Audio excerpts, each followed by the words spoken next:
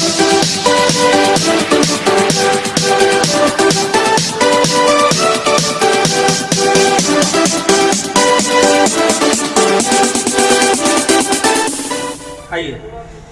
आज का जो क्लास है वो मेटल नॉन मेटल क्लास 8 का है और क्लास 10 में भी ये चैप्टर दिया हुआ है, तो इसलिए आप लोग अच्छा से सुनिए और बढ़िया से लिखिए, नोट्स बनाइए। चलिए तैयार हो जाइए। Man has been looking for the metals and non metals for ancient time.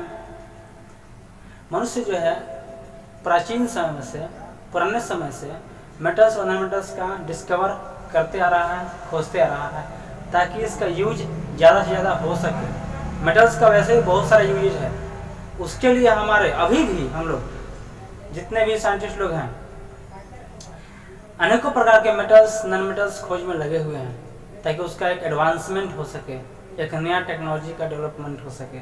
चलिए इसी शुरुआत के साथ मेटल्स और नॉन मेटल्स का क्लास शुरू करते हैं। मैं आकाश कुमार शर्मा आप सभी का स्वागत करता हूँ मेरे क्लास में, जिसका नाम है बैंकर्स एकेडमी आकाश शर्मा। आइए, तो मेटल्स के बारे में पहले देखते हैं कि मेटल्स क्या होता है। What is metals? मेटल्स जो है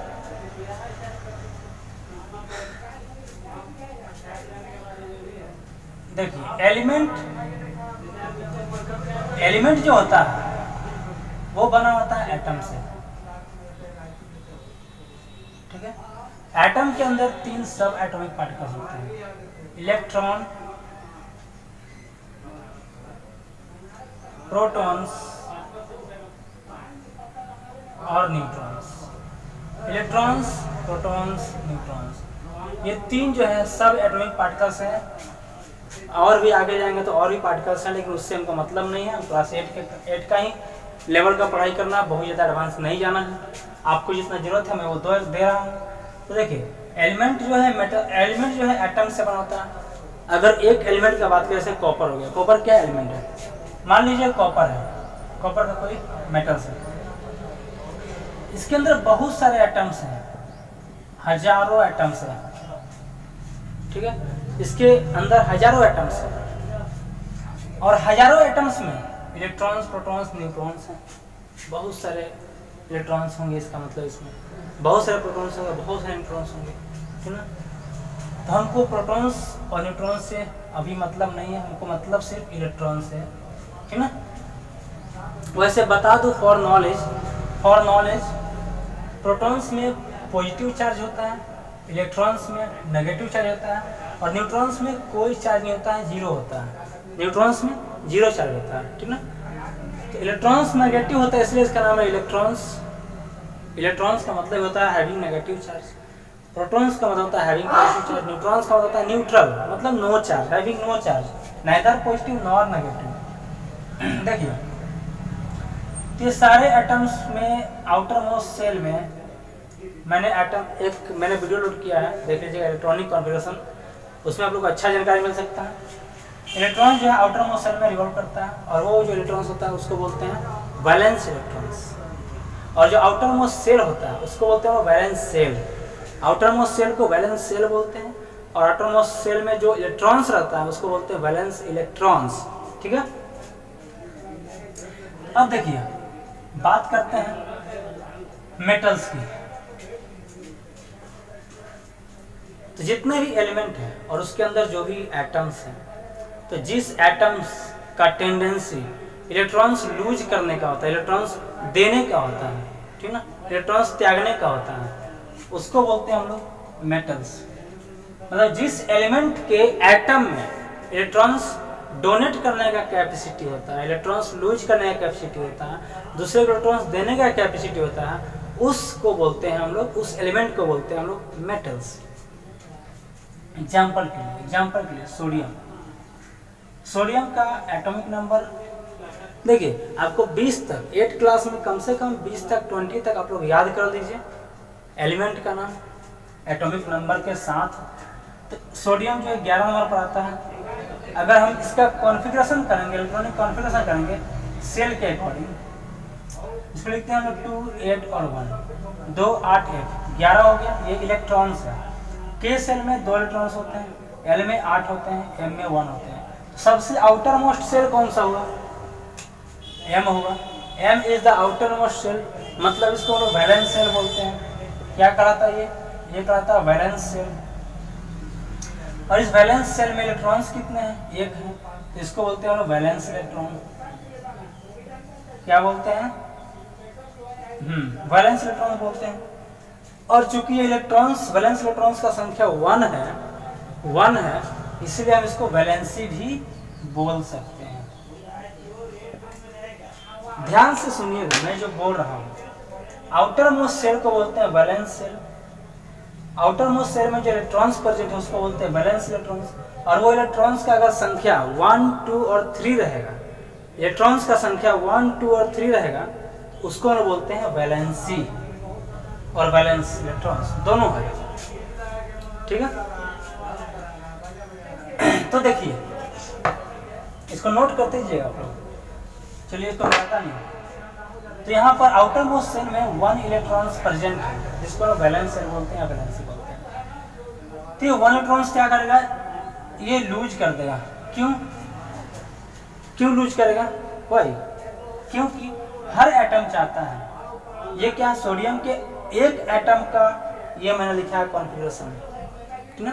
ये सोडियम का एक एटम है जिसके अंदर 11 इलेक्ट्रॉन्स हैं, जिसको अलग अलग सेल में डिस्ट्रीब्यूट किया गया है, ठीक ना। ऐसा नहीं कि ये खुद एक एलिमेंट हो गया है, ये एलिमेंट का एक एटम लिया गया है जिसको मैंने इससे डिस्ट्रीब्यूट किया इलेक्ट्रॉन्स को, ठीक है। जैसे मान लीजिए कि ये सोडियम का ही है, मान लीजिए सपोज कि ये सोडियम का ही है, इसमें सोडियम के बहुत सारे एटम्स प्रेजेंट होंगे। उस एक एटम्स को मैंने यहाँ पर निकाला है और लिखा है, ओके। अब देखिए, तो हर एटम चाहता है, दुनिया का हर एटम चाहता है सिर्फ हाइड्रोजन और हीलियम को छोड़ करके, हाइड्रोजन और हीलियम को छोड़ के बाकी दुनिया के जितना भी एटम्स है या जो भी एटम्स आने वाला है, फर्दर जो डिस्कवर होगा, उन सब चाहते हैं एटम्स कि मेरे लास्ट वाले ऑर्बिट में 8 इलेक्ट्रॉन्स प्रेजेंट रहे। 8 क्यों? Maximum number of electrons present in the outermost shell must be 8, ठीक ना। ये रूल्स है, ठीक ना। इसको बोलते हैं लॉ ऑफ ऑक्टेव्स, ऑक्टेव्स का नियम बोलते हैं इसको। तो देखिए 8 रखने के लिए क्या करना पड़ेगा? ये एक इलेक्ट्रॉन्स को लूज करना पड़ेगा, लूज 8 हो गया। तो एक इलेक्ट्रॉन से अगर सोडियम लूज कर देता है तो देखिए क्या होता है, ये 10 हो जाएगा, फिर 10 हो जाएगा ना।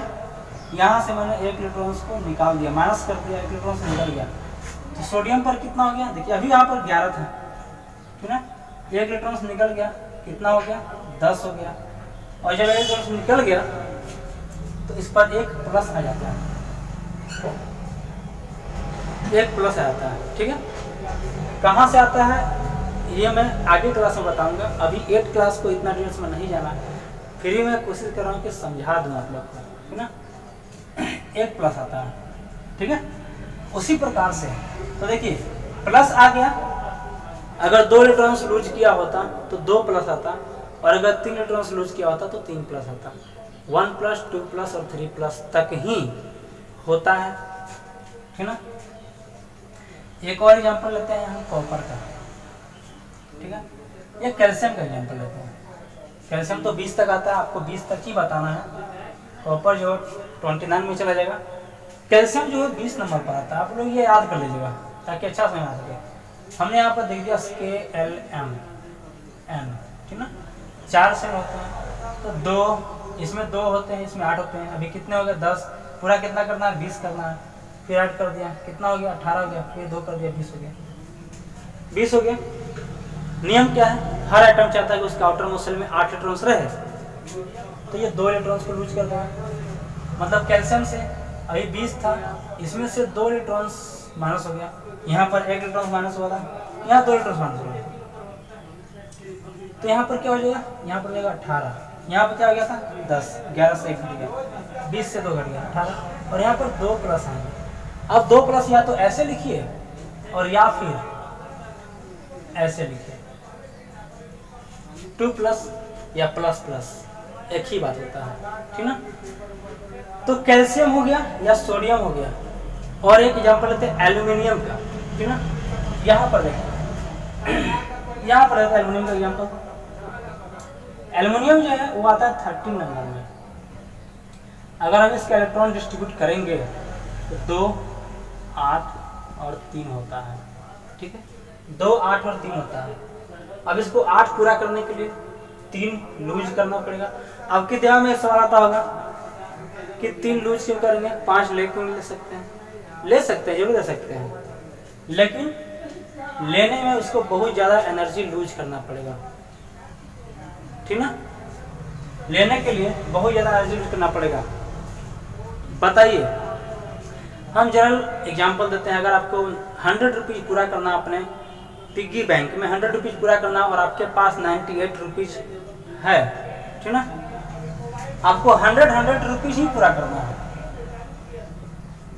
यही आपका टारगेट है। 100 आपके पास 98 रुपीज़ है, ठीक ना। तो आप 2 रुपीज़ ले लीजिएगा या फिर 98 रुपीज़ दे दीजिएगा दूसरे को। देना बहुत मुश्किल है क्योंकि वो 98 है, लेना बहुत आसान है क्योंकि 2 ही लेना है। अब सपोज कीजिए अगर आपके पास 198 रुपीज़ है, 198, आपको 100 का ही पूरा करना है। 100 तो आपके पास ऑलरेडी है, प्लस 98 है।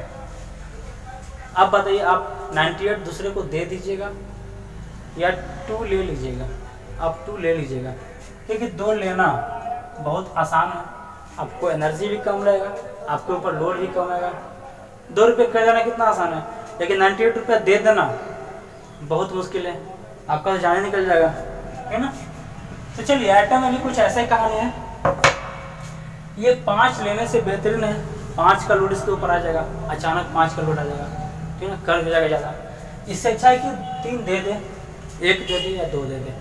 देने का जो सिलसिला है वो 1, 2 और 3 तक ही होता है।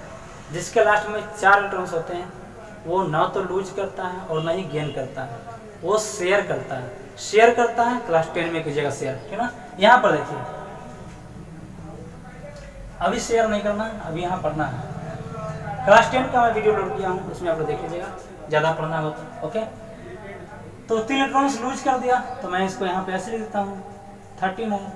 यहाँ से 3 इलेक्ट्रॉन्स माइनस कर दिया, क्या हो गया, यहाँ पर 10 हो गया और इसके ऊपर 3 प्लस आ गया, 3 प्लस। आप ऐसे लिखिए या फिर ऐसे लिखिए, प्लस प्लस प्लस, जैसे आपको पसंद है वैसे लिखिए। इतना समझ में आ गया, आप इसका फोटो जल्दी से ले लीजिए या नोट कर लीजिए, वीडियो को पॉज करके नोट कर सकते हैं। चलिए, ठीक है, आगे बढ़ते हैं। तो मैंने बताया जितने भी जो भी एलिमेंट में एटम प्रेजेंट रहते हैं, अगर वो इलेक्ट्रॉन्स को लूज करने का कैपेसिटी रखते हैं, टेंडेंसी रखते हैं, the tendency to lose electrons, ठीक ना, उस पर क्या होता है, उस पर अभी देखो प्लस चार्ज आया, पॉजिटिव आयंस है ना, पॉजिटिव आयंस है, इस कारण से उसको मेटल्स बोलते हैं। तो जितने ही मेटल्स हैं, दुनिया के जितने भी मेटल्स हैं, इनमें सब में ये टेंडेंसी होता है उसके एटम में कि वो इलेक्ट्रॉन्स को लूज कर दें, और लूज करने के बाद उसके ऊपर जितना इलेक्ट्रॉन्स लूज करेंगे उसके ऊपर उतना ही पॉजिटिव आयंस आता है, उतना ही प्लस आता है। 1 लूज किया 1 प्लस आया, 2 लूज किया 2 प्लस आया, 3 लूज किया 3 प्लस आया, 4 लूज करेगा नो, 4 लूज नहीं कर सकता। 4 क्या कर सकता है, शेयर कर सकता है, ठीक ना, वो क्लास 10 में शेयर करता है। आगे देखिए, उसके बाद बात करते हैं नॉन मेटल के बारे में। क्या नॉन मेटल्स भी इलेक्ट्रॉन्स लूज करता है या वो गेन करता होगा, ठीक है ना। देखिए, नॉन मेटल्स, अभी मैं सिर्फ ये मेटल्स और नॉन मेटल्स का डिफिनेशन दे रहा हूँ, प्रॉपर्टीज अभी आऊँगा उसके बाद।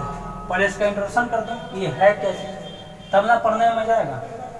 देखिए, नॉन मेटल्स क्या करता है, नॉन मेटल्स में इलेक्ट्रॉन्स कम होता है, ऑक्टेट पूरा करने के लिए उसके पास सफिशिएंट इलेक्ट्रॉन्स नहीं होते हैं, इसलिए वो दूसरे से इलेक्ट्रॉन्स लेते हैं। जैसे हम लोग कर्ज लेते हैं, 98 था 2 ले लिए, 100 पूरा हो गया तो 2 का कर्ज हो गया ना। कर्ज को कैसे लिखते हैं, माइनस में लिखते हैं। अगर मैं माइनस ₹2 किसी लिया है तो -2 का खर्च होगा हमारे पास, ठीक ना। उसी तरीके से अगर 1 इलेक्ट्रॉन्स लेगा तो 1 माइनस, 2 इलेक्ट्रॉन्स लिया तो 2 माइनस, और 3 लिया तो, ठीक है। देखिए जैसे एग्जांपल के लिए क्लोरीन कितने पर आता है, 17 पर आता है। क्लोरीन का अगर हम कॉन्फ़िगरेशन करते हैं आराम से समझते जाइए, ठीक ना। तो होता है 2, के में 2 होता है, इसमें 8 होता है, बचा कितना 7 इसमें चला गया, ठीक है, इसमें नहीं है। यहाँ तक आने का नौबत ही नहीं आ रहा। 17 7 हुआ लास्ट में। अब बताइए कि 8 पूरा करने के लिए ये 7 देगा या 1 लेगा, क्या होगा, सही बोल रहे हैं 1 लेगा ये, क्योंकि 7 देने में बहुत ज़्यादा एनर्जी लूज करेगा, इससे बढ़िया है कि 1 ले ले, ठीक ना। तो 17 था एटॉमिक नंबर, मतलब इलेक्ट्रॉन्स इसमें 17 तो है, देख लीजिए। तो 1 इलेक्ट्रॉन जो है इसमें आकर के प्लस हो गया। इलेक्ट्रॉन्स, ये जो मैं माइनस का संदर्भ है इलेक्ट्रॉन्स का चार्ज है, इलेक्ट्रॉन्स को नेगेटिव चार्ज होता है, पर पहले लिखा दिया हूँ, 1 प्लस कर दिया, 1 इलेक्ट्रॉन इसमें आकर के जुट रहा है। जब 1 इलेक्ट्रॉन जुट रहा है तो कितना हो गया, 17 से 18 हो गया, है ना। और यहाँ पर 1 माइनस यह इंडिकेट कर रहा है इलेक्ट्रॉन्स 1 लिया गया है, ठीक ना, तो नेगेटिव आ गया। और दूसरी का बात करें तो ऑक्सीजन का कितने पर आता है, ऑक्सीजन 8 पर आता है। अगर मैं इसका लिखूंगा तो लिखूंगा 2 और 6 8 हो गया, के और एल 8 हो गया। अब ये बताइए ये 2 लेगा ना, अभी 8 था, 2 इलेक्ट्रॉन्स ये ले लिया, 2 प्लस हो गया, 8 था तो 2 और आ गया, कितना हो गया इलेक्ट्रॉन्स, 10 इलेक्ट्रॉन्स हो गया, और इस पर 2 माइनस आ गया। ऐसे लिखिए या फिर ऐसे लिखिए, क्लियर है। एक और लेते हैं जो 3 इलेक्ट्रॉन्स लेता है, नाइट्रोजन का बात करते हैं। नाइट्रोजन कितने पर आता है, 7 पर आता है। कैसे लिखेंगे इसको, 2 और शुरू में तो 2 लिखा है, 2 और 4 है कितना 2 और 5 7 हो गया, 5 और 7, ये के और ये एल। 8 पूरा करना है, 3 लेगा ये, है ना, 3 लेगा तो 3 इलेक्ट्रॉन्स मैंने प्लस कर दिया। जब 3 प्लस किया नाइट्रोजन हो गया 7 3 10, और इस पर 3 माइनस। ये सिस्टम सही में आपको आ गया होगा, आई होप कि आपको अच्छा से आ गया होगा। तो जब इसने 1 इलेक्ट्रॉन्स लिया, 1 माइनस, 2 लिया, 2 माइनस, 3 लिया, 3 माइनस, जिस भी एटम के ऊपर, जिस एलिमेंट के एटम के ऊपर नेगेटिव आयंस होते हैं, नेगेटिव चार्ज होते हैं, वो एलिमेंट नॉन मेटल ग्रुप में आते हैं। और जिस एलिमेंट के एटम के ऊपर पॉजिटिव आयंस होते हैं, पॉजिटिव चार्ज होते हैं, वो एलिमेंट जो है वो मेटल्स ग्रुप में आते हैं। समझ में आ गया। चलिए इसको ले लीजिए फोटो या लिख लीजिए।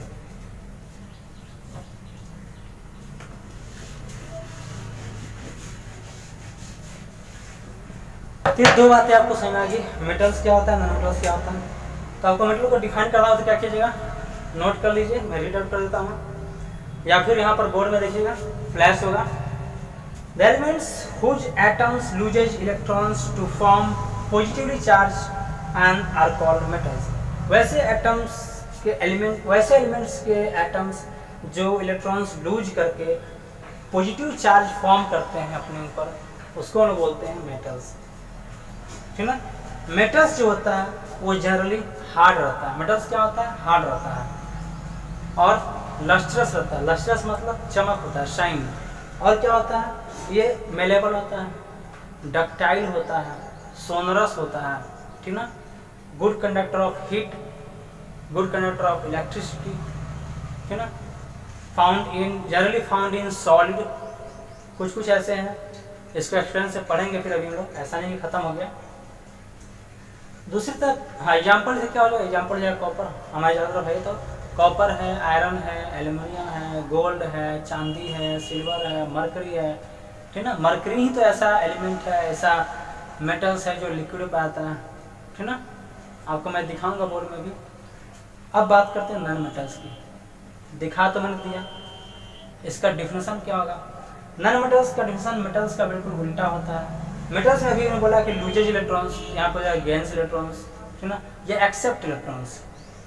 तो the elements whose atoms accept electrons, the elements whose atoms accept electrons या gains electrons to form negatively charge ions, to form negatively charge ions are called non metals.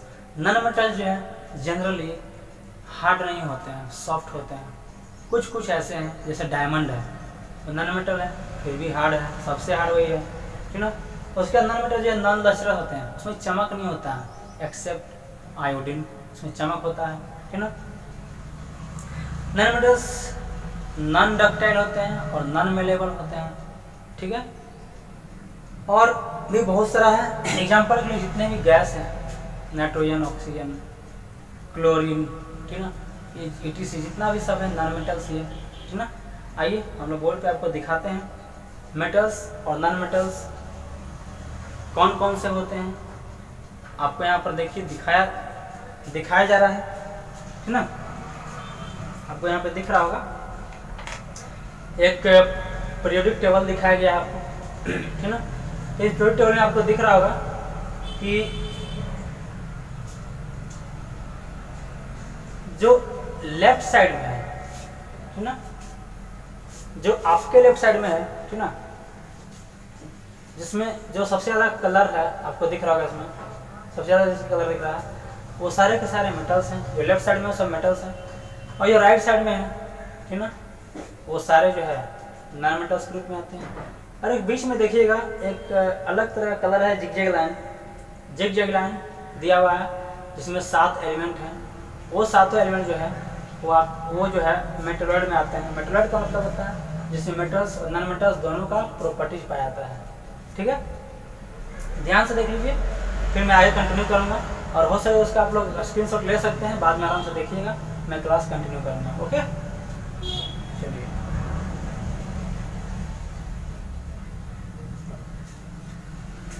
चलिए आपने देखा कि जो लेफ्ट साइड में आपका था वो जितना भी था सब मेटल्स था, मेटल्स का संख्या ज़्यादा होता है, और जो लेफ्ट साइड में था वो सब का सब नॉन मेटल्स था, ठीक ना। और जो बीच में जिगजैग लाइन दिख रहा था आपको, ऐसे ऐसे जिगजैग लाइन, वो सब मेटलर था। इसमें सिलिकॉन था, जर्मेनियम था, ठीक ना। आप लोग देख लीजिएगा, अगर फोटो लिया होगा तो आराम से देखिएगा। फिजिकल प्रॉपर्टी ऑफ मेटल्स, इसके बारे में पढ़ते हैं। Metals are solid at room temperature, देखिएगा बोर्ड में, मेटल जो है रूम टेम्परेचर पर सॉलिड रहता है, ठीक ना। रूम टेम्परेचर कितना होता है 37 डिग्री सेल्सियस, उस पर क्या होता है मेटल सॉलिड रहता है, ठीक ना। Except mercury and gallium, mercury को छोड़ के, क्योंकि मर्करी जो है मेटल्स तो है लेकिन लिक्विड में रहता है, और गैलियम में मेटल्स तो है लेकिन लिक्विड में वो आ जाता है, ठीक ना।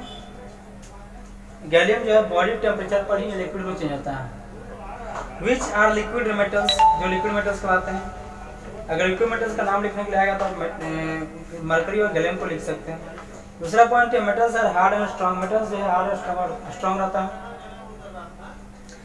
With the exceptions of sodium, potassium, magnesium, metals hard रहते हैं लेकिन सोडियम, पोटेशियम और मैग्नीशियम, सोडियम, पोटेशियम, मैग्नीशियम को छोड़ के बाकी सारे मेटल्स जो है हार्ड रहते हैं, ठीक है। Which are soft and can be cut with knife, ये जो नाम लिया अभी हम सोडियम, पोटेशियम, मैग्नीशियम, इसको नाइफ से, चाकू से काट सकते हैं, मुलायम होते हैं। यहाँ क्वेश्चन भी आता है, चाकू से काटे हुए वाले मेटल का नाम लिखना है, sodium, potassium, magnesium. Metals are lustrous, metal जो है चमक होता है, शाइन होता है। They have shiny appearance when they are freshly out, जब वो फ्रेश रहता है, साफ रहता है, मतलब रस्ट नहीं रहता है, तब वो बिल्कुल चमकदार होता है, शाइन होता है। The glint of light on metals is called metallic luster, जो चमक होता है, लाइट का जो चमक होता है मेटल्स पर, उसको बोलते हैं मेटेलिक लस्टर, ठीक है। और जब मेटल्स हेड होता है, जब उसमें जंग लग जाता है तब उसको सैंड या पॉलिश दिया जाता है और वो फिर से अपना चमक वापस ले लेता है। मेटल्स आर जनरली मेलेबल का मतलब सीट में कन्वर्ट कर सकते हैं, जैसे एल्युमिनियम का होता है, एल्युमिनियम को हम लोग पीट करके पतला सीट बना सकते हैं, ठीक ना। और देखो कि एल्युमिनियम का जो लेयर होता है, बहुत सारे स्वीट्स पर भी होता है एल्युमिनियम का लेयर, वो इतना पतला होता है कि उसको इंसान खा भी सकता है, ठीक ना। तो मेलेबल का होता है बीटन इनटू सीट में चेंज कर देना। Zinc, antimony and arsenic are exceptions as they are not malleable. जो जिंक है, एंटीमनी है और आर्सेनिक है ना, ये तीनों जो नाम लिए ये एक्सेप्शन है, मतलब इससे यह मेलेबल नहीं होता है, यानी कि इसको अगर हम पीटते हैं तो ये टूट जाता है, ठीक ना। मेटल्स आर डक्टाइल, पांचवा पॉइंट है मेटल डक्टाइल होता है। डक्टाइल का मतलब होता है पतले तार में कन्वर्ट करना, पतले तार में खींच देना, यानी कि मेटल्स को पतले तारों में वायर में हम लोग ड्रॉन कर सकते हैं। जैसे गोल्ड जो है वो सबसे ज्यादा डक्टाइल होता है गोल्ड, ठीक ना। Zinc, arsenic and antimony do not possess this property. वही फिर से है, जिंक, एंटीमनी और आर्सेनिक जो है यह प्रॉपर्टी शो नहीं करता, मेलेबल का भी और डक्टाइल का भी। 6 पॉइंट है metals generally have a high density. Metal का डेंसिटी हाई रहता है, क्यों? क्योंकि हार्ड रहते हैं तो डेंसिटी तो हाई रहेगा। Metals have high melting and boiling point. Metals का मेल्टिंग पॉइंट और बॉइलिंग पॉइंट दोनों हाई रहता है, ज़्यादा रहता है। सिर्फ सोडियम, पोटेशियम और मरकरी और गैलियम को छोड़कर। मरकरी, गैलियम लिक्विड में रहते हैं तो डेंसिटी तो कम ही रहेगा इसका, और बॉइलिंग पॉइंट भी ज़्यादा रहेगा, कम रहेगा, ठीक है, क्योंकि ऑलरेडी है मेल्टेड है। सोडियम, पोटेशियम जो है सॉफ्ट है, जल्दी मेल्ट करते हैं। Metals produce a ringing sound called sonorous. Metal जो है वो रिंगिंग साउंड प्रोड्यूस करते हैं। जैसे अगर बेल है, स्कूल बेल जो होता है, या साइकिल का जो घंटी होता है उसमें रिंगिंग साउंड होता है, क्योंकि मेटल्स के बने होते हैं। इसको बोलते हैं sonorous. Metal generally have a high tensile strength. Metal का टेंजाइल स्ट्रेंथ ज़्यादा होता है, मतलब इसमें खिंचाव या तनाव ज़्यादा होता है, ठीक ना।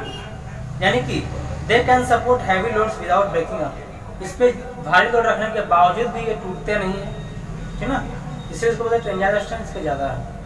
Metals are good conductor of heat and electricity. Metals heat और इलेक्ट्रिसिटी का गुड कंडक्टर होता है, मतलब इसमें करंट पार होता है और हीट भी पार हो सकता है। इसीलिए जितने भी किचन के बर्तन वगैरह होते हैं वे सारे मेटल्स के होते हैं, क्योंकि अच्छे कंडक्ट करते हैं हीट को। Silver and copper are best conductor of heat and electricity. Silver और कॉपर जो है वो हीट का और इलेक्ट्रिसिटी का बेस्ट कंडक्टर होता है, सबसे अच्छा कंडक्टर। फैक्ट फाइल में देखिएगा, metals are found in free and combined state in earth crust. Earth के क्रस्ट में, मतलब अर्थ का सबसे ऊपरी लेयर को बोलते हैं अर्थ क्रस्ट। अर्थ के क्रस्ट में मेटल्स जितने भी होते हैं वो सभी फ्री स्टेट में भी पाए जाते हैं और कंबाइंड स्टेट में भी पाए जाते हैं।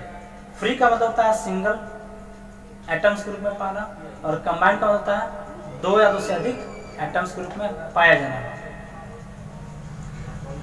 ठीक ना। ये हाईली अनरिएक्टिव मेटल्स होते हैं। लाइक जो से हाईली अनरिएक्टिव मेटल जो होता है वो गोल्ड होता है। गोल्ड जो है highly unreactive metals. Generally metals जो है रिएक्टिव होते हैं, लेकिन गोल्ड जो है बहुत कम रिएक्टिव होता है, ठीक ना, और ये फ्री स्टेट में पाया जाता है, ठीक ना। और जो एल्युमिनियम होता है वो बॉक्साइट के रूप में पाया जाता है, ठीक ना। आयरन जो होता है वो हेमाटाइट के रूप में पाया जाता है अर्थ क्रस्ट में, ठीक है। बहुत सारा ऐसा मेटल्स है जो कंबाइंड स्टेट में पाया जाता है और फ्री स्टेट में भी पाया जाता है। फ्री स्टेट में वही पाए जाएंगे जो अनरिएक्टिव होते हैं, जो रिएक्शन नहीं करते हैं। चलिए यहाँ पर एक चीज दिया फैक्ट में नीचे, with a gram of gold, 1 gram gold से 2 किलोमीटर पतला तार खींचा जा सकता है। 1 ग्राम गोल्ड से 2 किलोमीटर पतला वायर खींचा जा सकता है। सोचिए ये कितना ज्यादा डक्टाइल है। The utensils for cooking are made up of stainless steel, which is not a pure metal but an alloy of iron, carbon, chromium and nickel, ठीक ना। बर्तन जो होता है घर में बनाने वाले वे सारे स्टेनलेस स्टील के बने होते हैं, और स्टेनलेस स्टील जो है वो मेटल्स नहीं होता, प्योर मेटल्स नहीं होता, वो होता है एलॉय। एलॉय क्या होता है? एलॉय जो होता है वो 2 या 2 से अधिक मेटल्स या नॉन मेटल से बना होता है। एग्जाम्पल के लिए जो स्टेनलेस स्टील होता है वो किस किस चीज से मिलकर बना होता है? आयरन, कार्बन, क्रोमियम एंड निकल से बना होता है, ठीक ना। एलॉय जो है वो हार्ड रहता है, ठीक ना, और रस्ट उसमें नहीं लगता है, इसलिए। और जितना भी सर्जिकल इंस्ट्रूमेंट है, डॉक्टर जो चीर फाड़ के लिए सर्जिकल के लिए इस्तेमाल करते हैं वो सारे के सारे एलॉय के बने होते हैं, ठीक ना। आइए नीचे आते हैं, एक यहाँ पर एक्टिविटी दिखाया गया है to show that metals conduct electricity, कि मेटल्स इलेक्ट्रिसिटी कंडक्ट कर सकते हैं कि नहीं कर सकते हैं। तो यहाँ पर 2 चीज लिया गया, मेटल्स और रबर। यहाँ पर देखिए फर्स्ट वाला जो ड्राइंग दिखाया गया इसमें बल्ब ब्लो नहीं कर रहा है, क्योंकि वायर के बीच में एक रबर कनेक्ट किया गया। रबर जो है वो बैड कंडक्टर होता है, इंसुलेटर है, इससे करंट पार नहीं होता, तो ये ग्लो नहीं कर रहा बल्ब। नीचे जो है वो मेटल्स का वेट दिखाया गया है। मेटल्स लगाने से वायर से करंट पार हो सकता है, तो बल्ब ग्लो कर सकता है। तो ये प्रूव करता है एक्सपेरिमेंट कि मेटल जो है वो कंडक्ट करता है इलेक्ट्रिसिटी को। ठीक है, चलिए अब है physical property of non metals. Non metal का जो फिजिकल प्रॉपर्टीज है वो मेटल्स का बिल्कुल अपोजिट होता है। कुछ एक्सेप्शंस भी है, उसको एक्सेप्शंस को ही आपको याद करना है, क्योंकि एक्सेप्शन से ही क्वेश्चन बनाए जाते हैं। पहला है non metals are generally brittle solid or goes at room temperature except bromine which is liquid. देखिए गैसेस रूम टेम्परेचर, तो मेटल जो है जनरली क्या होता है, ब्रिटल्स होते हैं। ब्रिटल सॉलिड का मतलब होता है जो टूट जाते हैं, जिसको पीटने पर, हैमरिंग करने पर टूट जाए, ठीक ना। लेकिन मेटल्स में क्या था, टूटता नहीं था, वो सीट बन जाता था या फिर वायर में कन्वर्ट हो जाता था। मेटल जो है गैस होते हैं रूम टेम्परेचर, सिवाय ब्रोमीन का। ब्रोमीन जो है वो लिक्विड होता है, याद रखिएगा। लिक्विड नॉन मेटल है ब्रोमीन, और लिक्विड मेटल्स कौन सा है, मरकरी, ठीक ना, और gallium. Non metals are not hard as metals. Non metals metals की तरह हार्ड नहीं होते हैं, ये सॉफ्ट होते हैं, सिर्फ डायमंड को छोड़कर। डायमंड सबसे ज्यादा हार्ड रहता है, ठीक ना। चलिए आगे बढ़ते हैं। बोर्ड में देखिएगा, आपके पास स्क्रीन पर दिखाया जा रहा है। थर्ड पॉइंट जो है, non metals do not have luster. Non metal में चमक नहीं होता, लस्टर्स नहीं होता, शाइनिंग नहीं होता। जबकि कुछ एक्सेप्शन यह है, सिलिकॉन हो गया, ग्रेफाइट हो गया और आयोडीन हो गया, इसमें लस्टर होता है। सिलिकॉन, ग्रेफाइट, आयोडीन, इसमें लस्टर होता है। ग्रेफाइट जो है वो इलेक्ट्रिसिटी को भी कंडक्ट करता है, ठीक है, और सिलिकॉन भी। Non metals are bad conductor of heat and electricity. Non metals heat और इलेक्ट्रिसिटी को के बैड कंडक्टर होते हैं, लेकिन ग्रेफाइट को छोड़कर। Silicon non metals are generally brittles. Since non metals are generally brittles, क्योंकि नॉन मेटल्स जनरली ब्रिटल्स होते हैं। ब्रिटल्स का मतलब जिसको पीटने से टूट जाए। They are broken easily, they are neither malleable nor ductile, न तो मेलेबल होते हैं न डक्टाइल होते हैं, ठीक है। डायमंड जो सबसे हार्ड रहता है, ग्रेफाइट भी कार्बन का ही रूप है। ये दोनों कार्बन का रूप है, डायमंड और ग्रेफाइट, लेकिन दोनों में अंतर क्या है, एक हार्ड है एक सॉफ्ट है। एक कंडक्ट नहीं करता इलेक्ट्रिसिटी को, डायमंड, और ग्रेफाइट जो इलेक्ट्रिसिटी को कंडक्ट करता है। जो पेंसिल का निब होता है वो ग्रेफाइट का होता है ना। Non metals usually have low densities. Non metals का डेंसिटी अक्सर कम रहता है और मेटल्स का ज़्यादा रहता है। Non metals have low melting point and boiling point. Non metal का मेल्टिंग पॉइंट और बॉइलिंग पॉइंट दोनों कम रहता है। ग्रेफाइट है high melting and boiling point, जबकि ग्रेफाइट का मेल्टिंग पॉइंट बॉइलिंग पॉइंट बहुत ज़्यादा रहता है, जबकि ये नॉन मेटल्स है। ये एक्सेप्शन में अपवाद में है, हर चीज़ का एक्सेप्शन रहता है। Non metals are not sonorous. Non metals sonorous नहीं होता, मतलब इसमें से रिंगिंग साउंड नहीं निकलता, ऐसे घंटी बजता है वैसा साउंड निकलता। टर्म्स यू शुड नो, यहाँ पर कुछ दिया बॉक्स में देखिए। मास, मास क्या होता है, it is the amount of matter in an object. किसी भी ऑब्जेक्ट में, जैसे ऑब्जेक्ट लेते हैं, इसमें जितना मैटर कंटेंट है उसको मास बोलते हैं। मतलब amount of substance content in the body is called mass, या amount of matter content in the object is called mass, है ना। मास का यूनिट होता है केजी या gram. Volume, it is the space occupied by object. Volume क्या होता है, वॉल्यूम क्या होता है, जितना ऑब्जेक्ट स्पेस ऑक्यूपाई करता है। जैसे ये बॉटल है, ये बॉटल जितना स्पेस ऑक्यूपाई कर रहा है वो उसका वॉल्यूम होगा। इसका लेंथ ब्रेथ हाइट जो भी है, जो भी शेप का है, ठीक ना। सिलेंड्रिकल होगा तो पाई आर स्क्वायर इसका वॉल्यूम हो जाएगा। क्यूबॉइडल शेप का होगा तो L इंटू V इंटू हो जाएगा, और क्यूब के शेप का होगा तो L क्यूब हो जाएगा। तो उसका वो वॉल्यूम होता है, जितना वो शेप, जितना वो प्लेस कवर कर रहा है वो उसका वॉल्यूम होता है, ठीक ना। डेंसिटी क्या होता है, वॉल्यूम का जो यूनिट होता है वो होता है क्यूबिक मीटर और क्यूबिक सेंटीमीटर, मतलब मीटर क्यूब और cm क्यूब। उसके बाद डेंसिटी, डेंसिटी का मतलब होता है mass of substance divided by volume.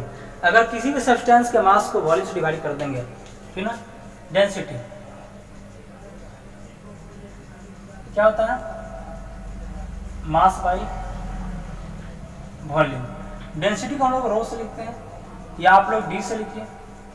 मास का होता है मास, वॉल्यूम का भी, तो डेंसिटी का इक्वल होता है मास बटे वॉल्यूम। चलिए आज फिजिकल प्रॉपर्टीज तक के रखते हैं, और कल जो है दोनों का हम लोग आगे पढ़ेंगे, मेटल्स नॉन मेटल्स और क्या क्या प्रॉपर्टीज है।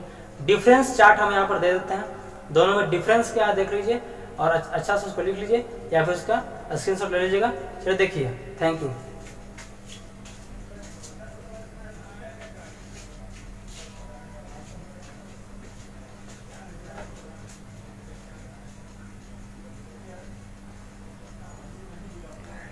इस चार्ट को देखिए और आप चार्ट को अच्छा से नोट कर लीजिए और याद कर लीजिएगा। ये आगे भी क्लास में काम देने वाला है ये चार्ट, ठीक है। और अभी जो मैंने बताया डेंसिटी के बारे में, मास बाई वॉल्यूम, उस पर भी ध्यान दीजिएगा वीडियो को बहुत बैक करके। तो ये रहा आपका डिफरेंस, दोनों में मेटल्स नॉन मेटल में डिफरेंस रहा। बढ़िया से देख लीजिए क्या है कैसे है, हर पॉइंट को आपको याद रखना है, लिखना है, तो नोट कर लीजिए, ठीक ना। चलिए।